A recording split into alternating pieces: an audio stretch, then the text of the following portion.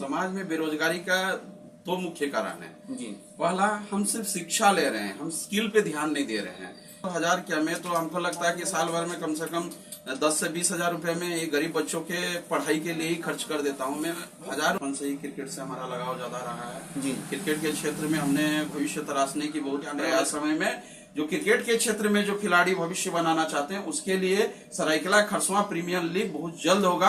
वो भी हम तो चाह रहे हैं कि गांव के जो प्रतिभा है हमारे सामने आए। हम तो प्रेरणास्थ है, आज से हमको लगता है 7-8 साल हो गए हम संघर्ष में लगे हुए हैं कि जी हाँ, हम लोग स्वयं जो है ब्लैक बोर्ड से पढ़े हुए हैं, लेकिन आज डिजिटल बोर्ड से हमारे बच्चे पढ़ाई करते हैं। लोग कहते हैं कि किसी भी समाज के विकास के लिए पढ़ने की अपेक्षा हमें पढ़ाने की जरूरत होती है, क्योंकि प्राय कहा जाता है या हम देखते हैं कि किसी भी समाज को आगे बढ़ाने के लिए हमें युवाओं को सही मार्गदर्शन, युवाओं को शिक्षित करना और एक लक्ष्य प्राप्त करने के लिए हमें युवाओं को एक जगह में संगठित करना आवश्यक होता है।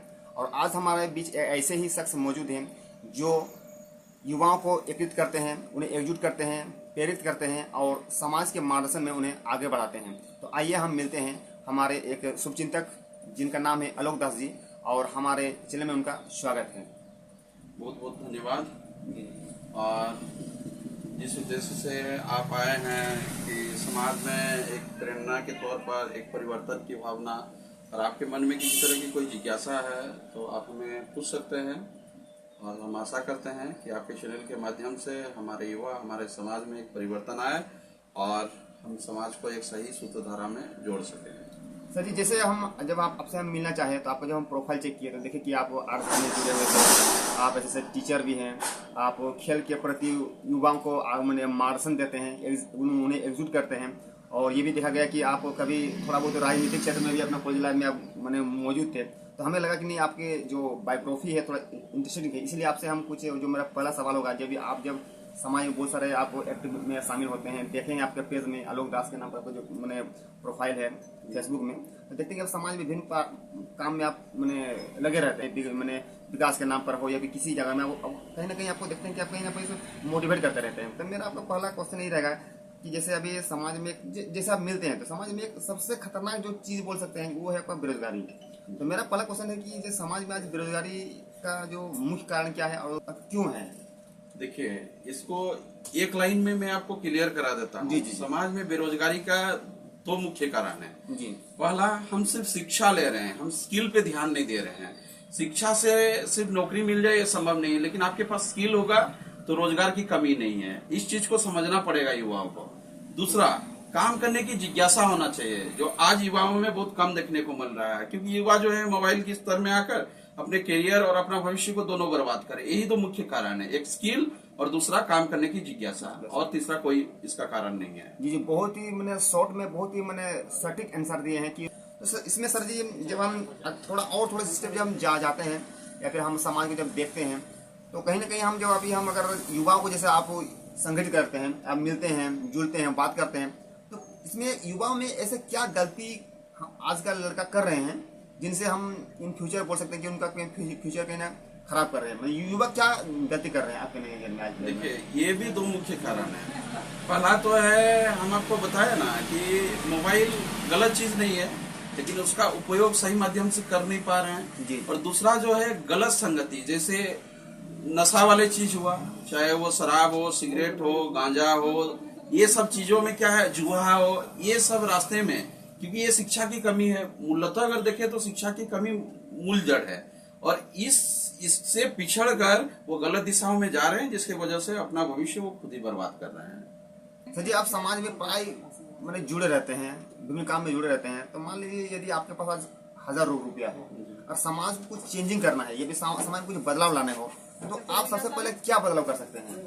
देखिए, सबसे पहला बात है तो 1000 क्या में तो हमको लगता है कि साल भर में कम से कम 10 से 20 हजार रुपए में ये गरीब बच्चों के पढ़ाई के लिए ही खर्च कर देता हूँ मैं। 1000 रुपया तो उन गरीब बच्चों को मदद करूंगा और सहयोग करूंगा जो शिक्षा के लिए अपना जिज्ञासा रखते हैं, परंतु अपनी आर्थिक स्थिति के लिए वो पढ़ाई नहीं कर पा रहे हैं। ऐसे बच्चों को मैं जरूर सहयोग करूंगा, और मैं आपके चैनल के माध्यम से आग्रह भी करूंगा, अगर ऐसे बच्चे हमारे क्षेत्र में या किसी भी क्षेत्र में आपको दिख जाए या किसी को आपके व्यूअर्स को दिख जाए तो आपके माध्यम से हो और सीधे तौर पर हमसे संपर्क हो या हमारे जो सर्कल है उनके सर्कल से हो, हमसे संपर्क करें। मैं उनको हमेशा से मदद करने के लिए तैयार हूँ, क्योंकि शिक्षा से हमारा समाज विकास कर सकता है और परिवर्तन ला सकता है, बाकी कोई चीज से नहीं हो सकता है। था बहुत सुंदर जवाब था सर जी। अगला मेरा क्वेश्चन ये रहेगा, मान लीजिएगा किसी गांव को शिक्षित करना है या फिर किसी समाज को शिक्षित करना है, तो इसमें आपका क्या राय, मैं क्या राय देना चाहेंगे? देखिए, समाज को शिक्षित करने के लिए हम सभी की जिम्मेवारी होती है जी। क्योंकि आज से आप देख लीजिए 40 साल 30 साल 20 साल पहले की बात, हमारे माता पिता बहुत ज्यादा शिक्षित नहीं थे, ठीक है। ग्रामीण क्षेत्र में चले जाए तो माता पिता मजदूरी करके, परंतु वो चाहते कि अपने बच्चों को शिक्षित करें। पहला तो बात है कि वातावरण को सही ढंग से हम लोग को सींचना पड़ेगा, इसमें हम सभी की भागीदारी जरूरी है, क्योंकि जिस समाज को बदलने के लिए युवा और समाज के वरीय और वरिष्ठ लोग सामने आते हैं, उस समाज में परिवर्तन का आधारशिल होता है।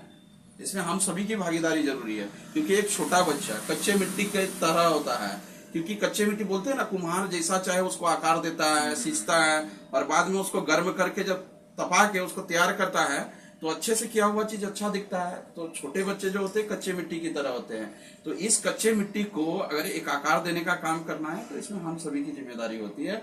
हम चाहे तो उस भविष्य को कैसे निर्माण करें, किस आकार दें, ये हम पे निर्भर करता है, इसलिए हम सभी की भागीदारी बहुत जरूरी है। यानी आपका बोलने का मतलब है कि यदि अगर हमें किसी गांव या किसी समाज को अगर शिक्षित करना है तो कहीं ना कहीं उसको एटमॉस्फेरिक चीज बनाना पड़ेगा। और ये जरूरी है। आप देखिए, आज भी जो भी शिक्षित व्यक्ति है कहीं ना कहीं अपना जो बच्चे को अपना अच्छे माहौल देने के लिए कहीं ना कहीं वो गांव छोड़ के कहीं बाहर में लोग शिफ्ट हो जाते हैं, ताकि वो अच्छे स्कूल में वो लोग से पढ़ा सके, अच्छे टीचर को पढ़ा सके। और सबसे बड़ी चीज, जैसे आप जो वर्ड यूज किए, वातावरण, वास्तव में शहर के उनका जो एटमॉस्फेरिक है वातावरण, वो बहुत जरूरी है। और ये आपका शिवखेड़ा का जो बुक थी जीत आपकी, इसमें भी वो चीज लिखा गया है कि एटमॉस्फेरिक किसी भी व्यक्ति को पहला ऐसा मैंने कदम होता है अपना चेंजिंग, अपना लाइफ को चेंज करने के लिए। जी जी, बहुत बहुत धन्यवाद। आपका एक चीज और हम सुने थे कि आप खेल के माध्यम से युवा को जागृत करते हैं, और आपने जो हम लोग इंडिया लेवल में जो IPL खेल होता है, आपने खरसवा में KPL नाम आप लीग शुरू किए थे, तो ये कहाँ तक शुरू किए थे और आपके मन में ये विचार कैसे आया, और इससे क्या मैंने एक बेनिफिट हुआ या फिर हमें कुछ चेंजिंग हमें मैंने खरसवा वासी को या फिर आसपास के क्षेत्रों को हमें देखने को मिला? देखिए सर, मैं आपको बता देना चाहूंगा कि मैं बचपन से ही क्रिकेट से हमारा लगाव ज्यादा रहा है जी। क्रिकेट के क्षेत्र में हमने भविष्य तराशने की बहुत प्रयास की थी। तो हमारे समय में क्या था, और फैमिली का थोड़ा आर्थिक स्थिति सही नहीं होने के कारण हम उस क्षेत्र में अपना भविष्य बना नहीं पाए, परंतु उस समय हमने निश्चय किया था कि ग्रामीण क्षेत्र में प्रतिभा की कमी नहीं है और गांव के बच्चे चाहते हैं शहर में आकर अच्छा माहौल मिले, अच्छा स्टेडियम मिले और वहाँ खेल के अपना प्रदर्शन दिखा सके। तो गांव, क्योंकि अक्सर मैं गांव में भ्रमण करता हूँ, हमारे मित्र सर्कल है, वहां जाना उठना बैठना होता है, तो मैंने देखा आज से 2 साल पहले कि गांव के जो खिलाड़ी है अक्सर कहे कि सर ऐसा कोई चीज कीजिए ना जहां हम लोग एक प्लेटफॉर्म आए। तो ये 2024 में मैंने सोचा नहीं, क्योंकि मैं शुरू किया KPL, और KPL पूरी टीम की सहयोग रही। KPL शुरू किए हम लोग, चाहे कि जो ग्रामीण क्षेत्र के क्रिकेटर है वो आके शहर में अपना प्रतिभा दिखाए, और ये जो हमारा KPL था वो 100% सक्सेस हुआ, क्योंकि सबकी सहभागिता थी, सब में एक नई ऊर्जा थी कि हमारे क्षेत्र में, हमको लगता है कि सरायकेला में भी इस तरह की टूर्नामेंट नहीं हुई थी जो हमारे खरसावां में हुई, और अच्छी तरह से हुआ। ऐसा फील हुआ कि हम लोग इंटरनेशनल मैच खेल रहे थे। आज तो हमने ये मनोरंजन का साधन के लिए टेनिस बॉल में कराया। मैं आपको आश्वस्त कराता हूं कि आने वाले समय में जो क्रिकेट के क्षेत्र में जो खिलाड़ी भविष्य बनाना चाहते हैं उसके लिए सरायकेला खरसवा प्रीमियर लीग बहुत जल्द होगा, वो भी ड्यूज बॉल पे होगा, जिससे जो बच्चे सोच रहे हैं कि क्रिकेट के क्षेत्र में करियर बनाए वो अपना भविष्य जरूर बना पाएंगे। ये मैं आपको आश्वस्त कराता हूँ। नहीं, मेरा क्वेश्चन ये भी था किसी खेल मैंने जो टीचर से, क्योंकि मान लीजिए जैसे अभी प्राय हम, मेरा एक्चुअली टॉपिक था मैं एजुकेशन को लेकर, लेकिन जब मैंने कुछ टॉपिक बनाना शुरू किया अपने गांव को, जैसे मैं देखा तो प्राय बच्चा अभी क्या ना कुछ एजुकेशन को छोड़ कहीं ना कहीं लोग खेल पे ज्यादा ध्यान दे रहे हैं। तो यदि उन्हें इस तरह का अगर उन्हें कुछ प्लेटफॉर्म मिल जाता है कि अंडर 19 हो या 16 हो या फिर आप जैसे जिला लेवल में खेल रहे हैं, तो उनके लिए भी एक मैंने उनका नाम होगा या फिर उसको भी इंटरेस्ट रहेगा।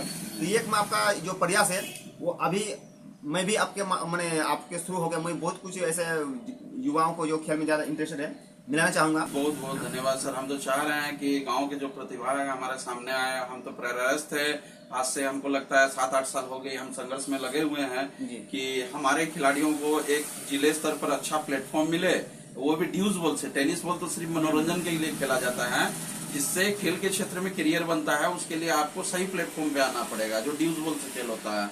और हमारा एकेडमी भी चलता है, 2 एकेडमी खरसावां में। अगर कोई गांव की ऐसा प्रतिभा है, आके हमारे एकेडमी ज्वाइन कर सकते हैं, प्रैक्टिस कर सकते हैं, क्योंकि साल में डिस्ट्रिक्ट लीग होता है, ट्रायल्स भी होती है अंडर 14, अंडर 16, अंडर 19 और सीनियर लेवल का। तो उसमें अपना प्रतिभा दिखा के वो आगे जा सकते हैं।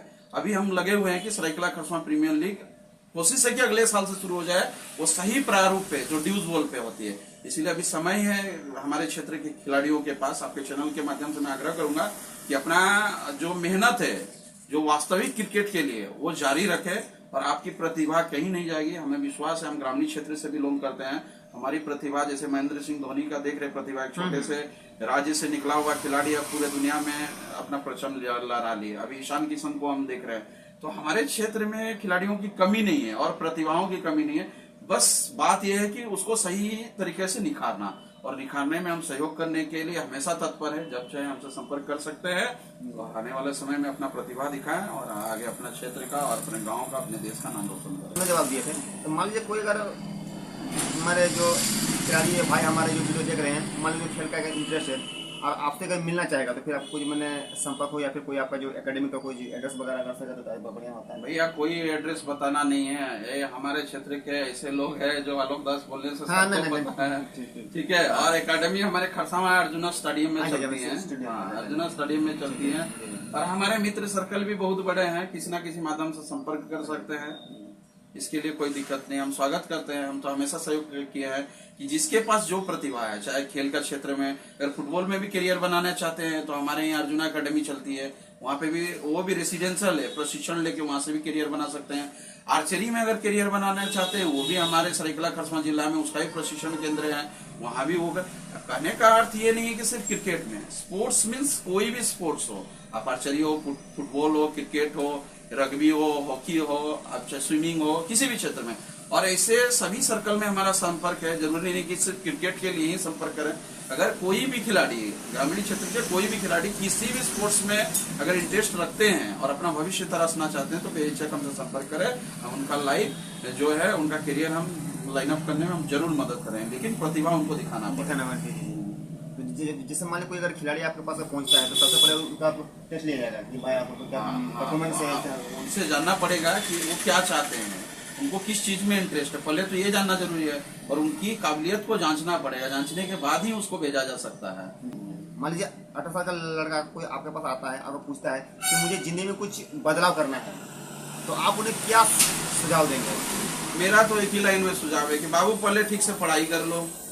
जो इंसान सही से पढ़ाई कर लेता है, उसको सुझाव लेने का जरूरत नहीं है, वो अपना मार्ग खुद ही खुद चुन लेता है। लेकिन देखिए, शिक्षा का भी 2 स्तर होता है। शिक्षा एक डिग्री लेने के लिए होता है और शिक्षा एक ज्ञान लेने के लिए होता है। आज आप भी देखे होंगे अक्सर हमारे क्षेत्र में क्या है कि डिग्री लेके बहुत से लोग बैठे हुए, पीजी किए हुए हैं, ग्रेजुएशन किए हैं, लेकिन आप उनको अपना नाम एप्लीकेशन लिखने बोलिए, लिखना नहीं आता।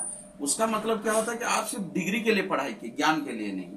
आप वास्तविक ज्ञान के लिए पढ़ाई कीजिए, आपको किसी की मार्गदर्शन की जरूरत नहीं है। और आज तो टेक्नोलॉजी इतना डेवलप हो गया है, मोबाइल में आप देख के अपना करियर और भविष्य तराश सकते हैं।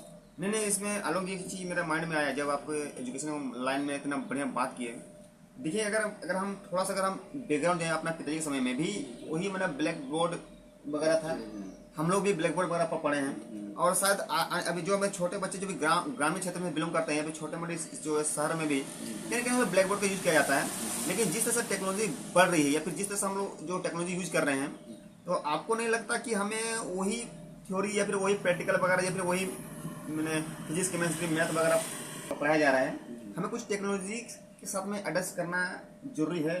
आपके हिसाब से क्या लगता है, करना चाहिए कि नहीं करना चाहिए? देखिए, परिवर्तन समय के साथ आज नहीं, पिछले कई वर्षों से हो रही है जी। हाँ, हम लोग स्वयं जो है ब्लैक बोर्ड से पढ़े हुए हैं, लेकिन आज डिजिटल बोर्ड से हमारे बच्चे पढ़ाई करते हैं।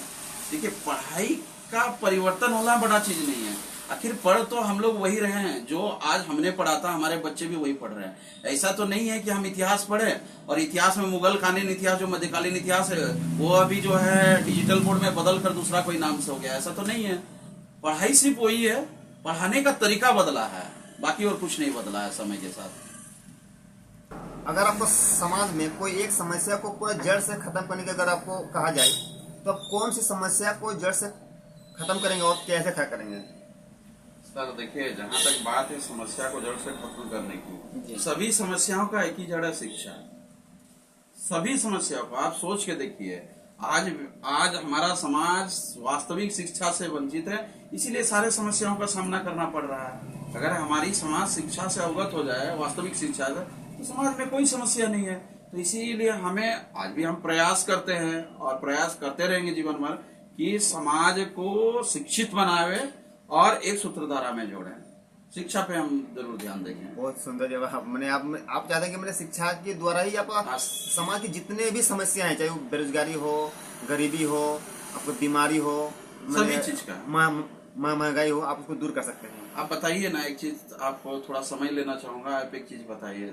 कहीं ना कहीं हमारे पास शिक्षा की कमी है, कैसे हम बता रहे हैं। अगर गांव में कोई समस्या हो जाता है, कोई व्यक्ति बीमार हो जाता है, क्यों होता है? क्योंकि उसको कहीं ना कहीं वास्तविक शिक्षा का कमी है। क्योंकि अगर शिक्षित व्यक्ति होता तो गंदा पानी नहीं पीता, अपने हाथों को साबुन से धो के खाना खाता। तो कहीं ना कहीं ये स्वास्थ्य से बचने के लिए आपको शिक्षा का उपयोग करना पड़ेगा। और यही चीज देख लिए साधारण, अगर हमारे क्षेत्र में कहीं जल की समस्या हो जाए, बिजली की समस्या हो जाए, अगर हम शिक्षित रहेंगे तो हमको समाधान कहाँ होगा पता रहेगा कि हम जेई से बात करें, एसडीओ से बात करें, एग्जीक्यूटिव से बात करें या ब्लॉक में जाके मिले।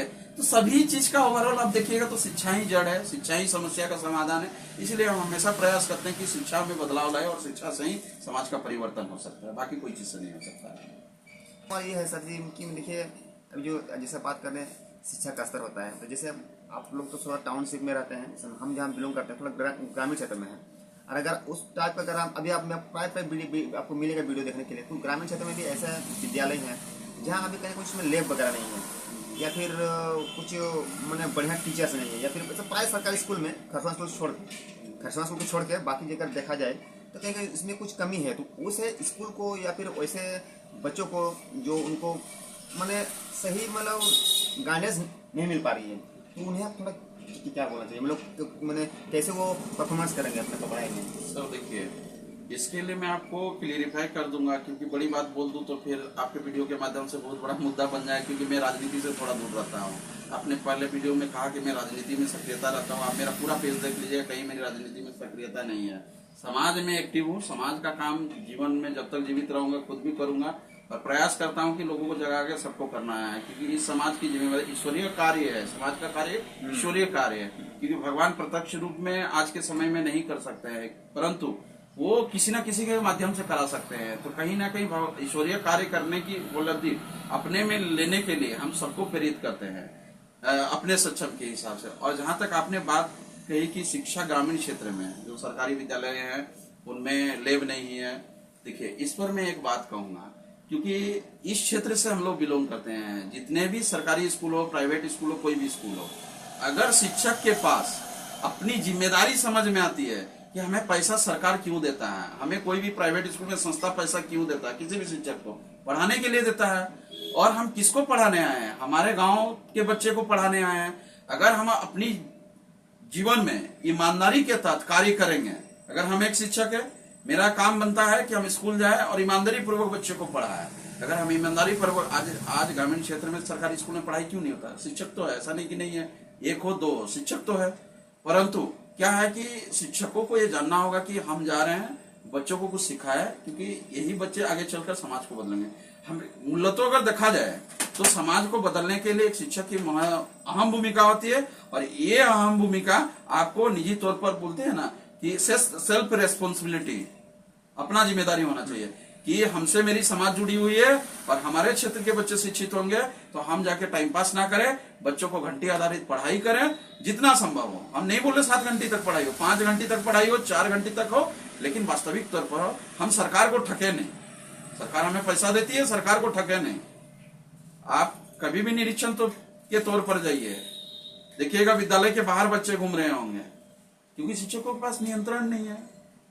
ये भी देखा जाता है कि जो सरकार देखिए उन्होंने स्टूडेंट को साइकिल देती है, ड्रेस देती है, मिड डे मील वगैरह दे रही है, परंतु अगर अच्छी क्वालिटी जहाँ भी आती है बात, तो कहीं ना कहीं इसमें दब डाल जाती है। देखिए इसके लिए हम आपको बताया ना, हम प्रधानमंत्री बदल दे, मुख्यमंत्री बदल दे या शिक्षा मंत्री बदल दे, उससे हमारी शिक्षा व्यवस्था सुधरने वाला नहीं है। जब तक हम स्वयं नहीं चाहेंगे तब तक ये नहीं हो सकता। आप बताइए क्या जिला शिक्षा पदाधिकारी को परिवर्तन कर देने से हमारे जिला में परिवर्तन आ जाएगा? क्या मुख्यमंत्री को चेंज कर देने से परिवर्तन? झारखंड राज्य बने हुए आज 26 साल हो गए, 26 साल में करीबन 8 से 10 मुख्यमंत्री आ गए, रिपीट होके भी मुख्यमंत्री आए। क्या हमारी व्यवस्था बदल पाई? नहीं, क्योंकि देश की व्यवस्था बदल ली नहीं बदली। आज भी हम लोग हमारी जो मूलभूत सुविधा है, कहते हैं ना, शिक्षा हो, स्वास्थ्य हो, पानी हो, बिजली हो, इसके लिए आज आजादी के 70 साल बाद भी हम संघर्ष कर रहे हैं। क्यों? क्योंकि हमें अपनी खुद की जिम्मेदारी नहीं है, और जब तक हमें अपनी जिम्मेदारी समझ में नहीं आती तब तक किसी सरकार बदल दीजिए, किसी पदाधिकारी बदल दीजिए, इससे हमारा समाज बदलने वाला नहीं है। यही वास्तविकता है। आज अगर स्टूडेंट को देखा जाए तो आज की जो स्कूलें चल रही है, चाहे प्राइवेट हो या गवर्नमेंट हो या फिर इंटरनेशनल लेवल की स्कूल हो, तो आज की जो स्कूलें हैं वो बच्चा को सिर्फ नौकरी देने के लिए तैयार कर रही है या फिर उन्हें कुछ स्किल बेस ऐसे बनाया जा रहा है या फिर डिग्रीधारी बना रहा है? आपके अनुसार क्या लगता है कि किस टाइप की, किस तरफ से वो लोग स्कूल? आपका सवाल का सर खंडन करूंगा। ना डिग्री देने के लिए बना रही है, ना रोजगार देने के लिए बना रही है, बच्चों का भविष्य बर्बाद कर रही है सरकार। आप बताइए, ग्रेजुएशन 3 साल का था, उसको 4 साल कर दिया गया। प्राइवेट स्कूल में या सरकारी स्कूल में 6 साल से पहले बच्चों का नामांकन नहीं होता है। आप बताइए, एक छोटे बच्चे का 6 साल में नामांकन करते हैं, वो मैट्रिक लिखेगा 16-17 साल में, ठीक है? फिर इंटर करेगा 2 साल, 19 साल हुआ, फिर ग्रेजुएशन 4 साल किया, 21 साल, और 18 से लेकर 25 साल तक ही आप एसएससी का फॉर्म भर सकते हैं। आप बताइए, कहीं ना कहीं बच्चों का एज आप खा रहे हैं ना? तो आप शिक्षा से बच्चों को वंचित कर रहे हैं, उनका अधिकार को छीन रहे हैं। जैसे सरकार ने क्लस्टर सिस्टम शुरू किया, कहीं ना कहीं हम शिक्षित नहीं है, हमारा समाज तो इस कमजोरी को पकड़ नहीं पा रहा है। सरकार हमें बेवकूफ बना रही है। हम किसी व्यक्तिगत सरकार के बारे में नहीं बोल रहे, इसमें सभी सरकार जिम्मेवार है। अगर पक्ष कर रहा है तो विपक्ष को आंदोलन करना चाहिए इस नीति के खिलाफ। सभी विपक्ष के नेताओं को, सभी राजनीतिक दल के नेताओं को विरोध करना चाहिए, परंतु इस पर किसी की पहल नहीं हो रही है। आप बताइए, सरकार ने कुछ ये 1 महीना पहले क्लस्टर सिस्टम लाया हमारे मॉडल महाविद्यालय, आप देखे होंगे, मैंने प्रेस कॉन्फ्रेंस भी किया था इस विषय पर। अब बताइए, कुछ विषय बंद कर दिए गए, पीजी पूरे कोल्हान से बंद कर दिए गए, सिर्फ यूनिवर्सिटी में पढ़ाई होगा। अब बताइए, 200 सीट के लिए पूरे हर साल हमको लगता है कि ग्रेजुएशन में पूरे कोल्हान में 8 से 10 हजार विद्यार्थी ग्रेजुएशन पास कर रहे हैं, और उसमें से 200 विद्यार्थी ही पीजी कर सकते हैं। ये कहाँ की शिक्षा हुई? तो कहीं ना कहीं आप शिक्षा से हमारे विद्यार्थियों को वंचित कर रहे हैं। इसमें तो सरकार का सीधा सा गलती है।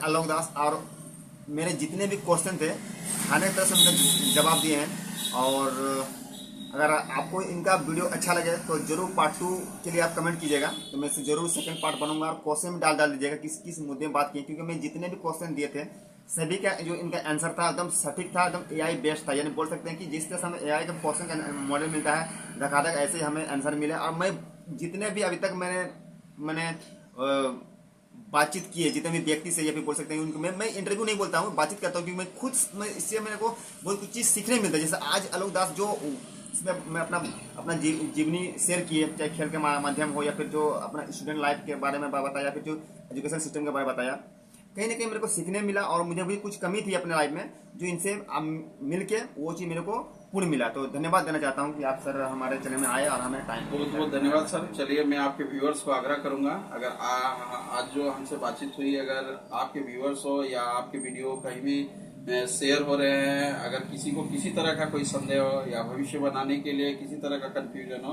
तो बेहिचक आप हमसे संपर्क कर सकते हैं। हमसे जितना हो सके हम आपको मार्गदर्शित करेंगे और क्षेत्र की समस्याओं को समाधान करने में आप सबको मदद करेंगे।